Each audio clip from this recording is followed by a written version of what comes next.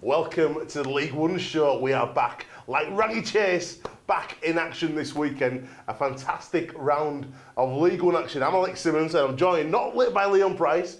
I'm Joe Henderson. Hendo, good weekend, bad weekend, because Warrington got beat. But England won the cricket, yes! Yes, they did. Fantastic. Let's talk about the cricket. Let's talk about the Warrington game. It wasn't the best day at the office. But, it's awesome for British sport, isn't it, to see England. I think they've appeared in a few finals, haven't they? But they've just never been able to get across the line. And I just think that the way the game finished too, what a compelling end to that game. It was unbelievable, the manner in which they won the game. And, fantastic for English sport and brilliant result for England. Big shout out to big friend as well, Johnny Bairstow. Well done. Lad, Leeds lad, doing us all proud. Great job. Absolutely outstanding. Favourite ginner this weekend, you Johnny boy. Looking forward to the end of League One as well, because we're getting to the business end now. 5-6 games to go for some teams, and it's not as dramatic as the cricket, but between Whitehaven and Newcastle, things are seriously hotting up. No one can afford to drop a point. No, they can't. I mean, when you look at the table, it's still really hotly contested, isn't it? I mean, even for the playoff places, obviously Workington are just sitting outside there at the moment. I mean, there's still a chance. I mean, North Wales Crusaders could still even sneak in there too. So, those playoff places are still well and truly up for grabs. But then, like you said, you've got the battle for the top as well, for that automatic promotion spot. Whitehaven have been pretty dominant for most of the season. Obviously, Hunslet started the season off real well. Then Whitehaven sort of jumped them and have been sitting pole position. But Newcastle have just been slowly creeping under the radar, going about their business well, and it's exciting, isn't it? With, like you said, 5-6 games to go for some teams. Who's going to get across the line at the end? I really don't know. I mean, Oldham, and let's not forget about Oldham. They've been just going about their business very quietly. They're sitting second, but they just keep notching off the results. So I think it's going to be a real battle come the back end of the season.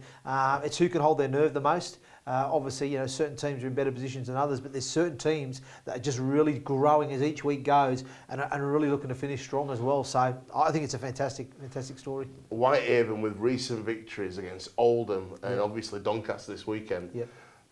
In their last 5 games, they've still got to play the big derby against Workington. And Workington would love to spoil the party over the other side of the hill. Let's start today with Coventry versus Hunslet. Dominant performance from Hunslet, 48 points, winning away from home against Coventry's 20.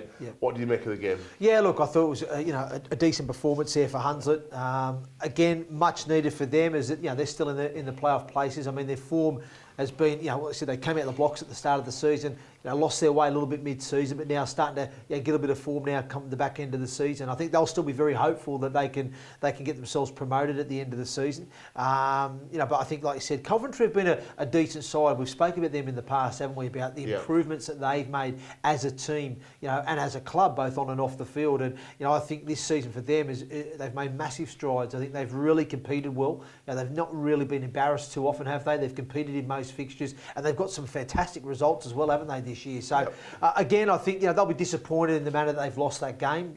But take nothing away from Hunslet. I think they've gone down there. They were focused. They knew they're playing a team that's a dangerous team. If you disrespect them, they can hurt you. But they've gone there now. I thought delivered a real clinical performance. And like I said, 48 points away from home at Coventry, fantastic. I mean, 2 tries for Gareth Potts, the wingman there, outstanding.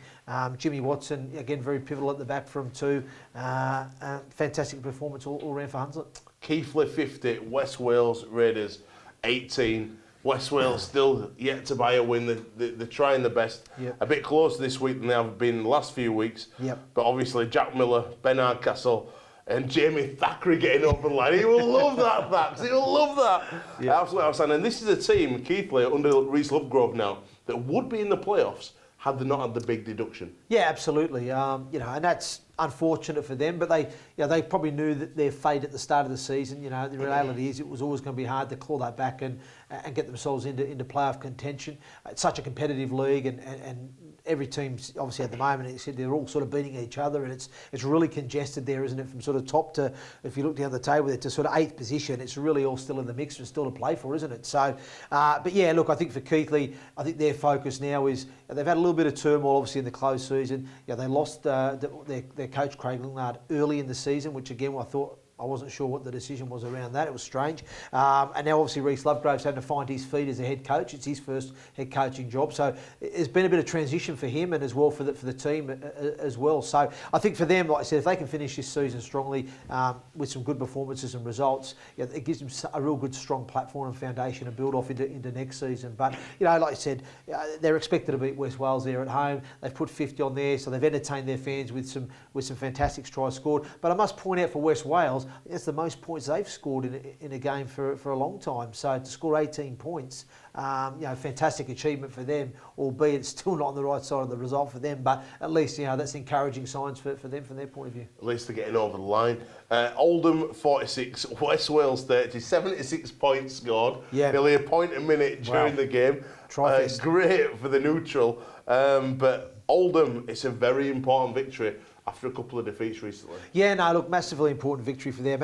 And North Wales Crusaders have improved as well in the recent weeks. I mean, their form's starting to turn a little bit. They've had a couple of really good results themselves and have been in some really good contests. And, I thought, I thought they would have felt themselves they would have had a chance of going there and knocking Oldham over. But fair play to Oldham. They've got themselves back on the horse, which was much needed, as you rightly said. And, I think they'll be disappointed they conceded 30 points at home. I know Scott Naylor, he's a very determined coach. He's a proud coach, and obviously he'll certainly be expecting his team to defend a lot better than that. They scored 46 points, so they've entertained the fans. North Wales are a good side, though. They are. Some great results recently. That's what I'm saying. They have. So that's what I'm saying. North Wales would have gone to that game actually believing they probably had a chance of knocking Oldham over. Maybe at the start of the season they may not have had the same confidence, but they've gone there and played a real confident sort of game. Obviously not done enough on the day, and like I said, Oldham have entertained their fans with the try-fest there, 46 points. But I'm just saying from the Oldham perspective, I think Scott Naylor will be really disappointed he's conceded 30 points at home. If they're serious contenders about going for promotion, they've got to be better than that. Scoring 46 points is outstanding, but conceding 30 is not good enough. And for a Sunday afternoon, when all the sport is on TV and all you want to do, like me, is sit on your sofa and have a bit of a sports fest, the London boys had to go to Workington. It's a long trek. I spoke to Jermaine Coleman with obviously the England versus Jamaica game being announced. Yes. We had a good chat last night, and it was a tough day out for them. They were 2 points up at one point, and I think the linesman had said, there's 12 minutes to go, 10 minutes to go, and actually they Workington kicked short, got the ball back and scored off that set, and then said, there's only 4 minutes to go. I got the time wrong. Oh, wow. So wow. It was a bit of a blow for Jermaine and his team, but this week it doesn't get any easier because they've got to go to Newcastle away on Saturday afternoon, a shorter turnaround, and two of the longest trips away for the London club. Yeah, that's true, but that's unfortunately that's the reality of where you're based, and you as a club and as a team, you have to accept that, and you have to come up with a strategy that's going to obviously help you in terms of your preparation leading into those games, which I'm sure Jermaine and his coaching team have put in place. So look, they went there, they've competed hard against a Workington side that's like I said, a decent team, obviously at home. Like you said, it was always going to be a tough ask for London to travel up there and get off the bus and get the job done. But it was an important game, for a couple of reasons. Workington still have aspirations of making the playoffs, so they were highly motivated going into that game. London, as we've seen, have just started to slowly drop down the table in recent weeks. They've been getting a few results going against them and not their way. So I think it was important for them that they got that result too. I mean, they're still sitting sixth at the moment, so they're still in playoff contention. They're not far off that top five. But I think they were just being disappointed that they probably couldn't have given a better account themselves and get the job done. But in saying that, Workington were as equally motivated and determined because they're obviously below London at the moment, still trying to catch them and get above them. So it was a really important fixture for both teams, and obviously Workington have managed to come out top, so well done to them. The Foreman brothers going head to head as well, with Neil playing for London and Chris coaching Workington.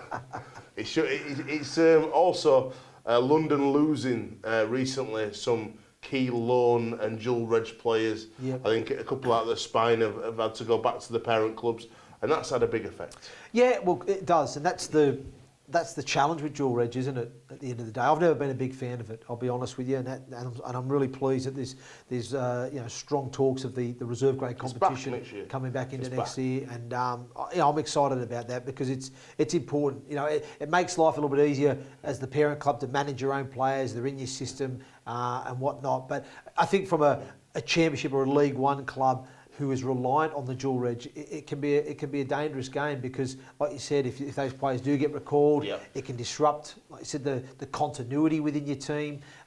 Certainly, if you've got players in pivotal positions, which is key. The other thing too is as well, it can also disrupt some of your current team members too. You've got guys there that are working full time, they're training 2-3 nights a week, and then they're not getting selected on the game day. And there's a bloke that gets drafted in and trains one night a week and gets played who's not part of your team or part of your club. It can have that sort of impact especially too. Especially if you're only on match money. That's right, so it can have a little bit of a negative impact that way too to the current squad members. So it's a real difficult job as a coach to manage that, in terms of managing your own players and trying to convince them that there's a real need for this because this is going to help us not only get better but achieve things and achieve success. And it's getting that balance right, but ultimately sometimes it can be very detrimental to your side. So it's always a big decision. But the problem is, as we know, with a lot of these clubs at the lower tiers, is they don't have the funds, the money to go and build a squad of 30 players. So some clubs, they sign 21 players and they rely on the dual reg on these parent clubs to bolster the ranks for them. So, yeah, it's a catch-22 really, isn't it? But the real challenge for coaches, which I do feel for them, is how to manage that dual reg system. And unfortunately for London, as you've pointed out, they have relied on it. It's been fruitful for them at points, but now they're starting to see the cost of that now with it not going their way, with not getting those players in. It's now having an impact on the team. Let's go over to the LD Nutrition Stadium because he's back. The big man, Rangi Chase, for Doncaster, playing away from home, but at home, against the league leaders, Whitehaven. Doncaster on the attack now. Keswick to Matty Baharrel, last play. Crossfield kick to the corner for Doherty. He jumps, he leads, and he's out jumped his opposite wingman. That's a great opening try there for Doncaster. Sam Doherty scores first. Close to the line now, Keswick out the back to Baharrel, to Chase. Hits and spins out of one, jinks out of another, and I think he's over on debut. Yes, he is. Great try there for Rangi Chase. He's back, folks. Newton now, close to the line. Nice little tip on play there from Foster. Ball comes back to Carl Forster. He hits, he spins, he swivels, and he scores close to the line. Great try from Carl Forster. Again, Newton to Foster, close to the line. He gets in between defenders, he spins out, and I think he's going to be over again. Yes, he is. Yes, he is. The big man, Carl Forster, gets his second of the day. Scrum attack now for Whitehaven. Jesse Joe Parker skimming across the line. He's evading defenders. Oh, they've let him on the outside. He's got his arm free. Great offload there to Bullman. And I think Bullman's going to score. Yes, he is. Oh, fantastic try for Bullman. Full time, Whitehaven 22, Doncaster 12. Hendo, Horney's going to be disappointed. 12-0 up. Yeah. Rangi going, a bit of magic, bit of feet under the sticks, and a great first try. They've got to defend better, but they could not handle the big man, Carl Forster. Yeah, no, look, it was a great start for Doncaster, wasn't it? They really came out the block, started fast. Fantastic try for Sam Doherty there in the right-hand corner. Took a great catch off that crossfield kick. Rangi Chase, bit of individual brilliance there, stepping off the right, hit spinning and weaving himself between defenders to score. And they were in a real controlling position at that point. But fair credit to Whitehaven. They've come back and scored 22 unanswered points to Doncaster, which is fantastic away from home. So I think once they got their stride and got into their groove, Whitehaven, they proved really difficult to stop. And at the end of the day, Doncaster and Richard Horne will be disappointed that they did concede those 22 points after having such a great start and to lose the game. But you got to take nothing away from Whitehaven. I thought they were really impressive in terms of the way that they were sort of shell shocked early. They managed to regroup. Get themselves stuck with the process, didn't panic, and then they got themselves back into the game, started grinding away, and then found a way to come through and win it. But it was a fantastic game, and we've got to talk about Rangi Chase as well. Done. We have to mention that. Fantastic that the guy's back in the game. Yeah. He's a fantastic quality player. We've seen what the guy's capable of. Will he ever get back to reproducing that level again? Well, time will tell. But I think for League One and for the profile of League One rugby league in this country, it's a fantastic coup for the competition, and hopefully Rangi has now rediscovered himself, is in a better place and a better headspace, and he can really offer something to this Doncaster team to take them forward, but also hopefully bring some vibrancy and some really good energy to the League One competition. But I just think on the whole, in terms of the profile and that, it's fantastic. Fantastic coup for League One. Well, ahead of the game, we caught up with Rangi Chase in Getting to Know You. If you haven't seen it yet, get on the Our League app and check it out. It's a great little interview and really, really honest. Make sure you're watching that, Hendo. I will do. Right, this week's fixtures. 4 fixtures in League One. Usual, you've got to call it. Right. Pricey in the last few weeks has got 3 5 out of 5s. Wow. Yeah. So any betting people out there, he's worth a tenner. Liam Price, the Oracle. Newcastle versus London. At Newcastle? Yep. I'm going to go Newcastle at home. Saturday afternoon. Also Saturday afternoon, West Wales versus Coventry. Could West Wales get a win after scoring 18 points? No, Coventry win. I'm going to go West Wales. Come on, the West Wales Raiders. Coventry win there. Come on, the West Wales Raiders. Yep. I'll also go Newcastle as well. Sorry, Jermaine, but it's a long journey for you boys. North Wales. No, actually, no, I'll go against you. Go London. Keep it real, like Ian Beale. North Wales Crusaders versus Doncaster. That's a tough one. It's a tough one.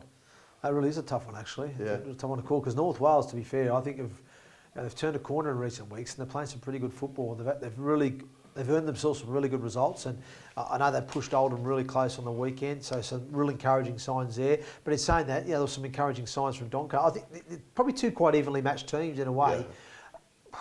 At home, I'm going to say Doncaster will edge it. I'm going to go Doncaster. Come on, Rangi. Doncaster Come on, Rangi, lad. Yeah. Workington versus Keighley, another tough one. I'm tipping Workington at home. Oh, yeah? Yep. I'll go Workington all day long. Come on, the Morris. Yep. Absolutely outstanding. Hendo, thanks for stepping in. No problem. Leon Price back next week in the hot seat for all you gambling nuts who want the perfect scores. You never know. And thanks for stepping in today, mate. No problem. Good luck this weekend. Thank you very much, Alex, mate. Hopefully you come back strong.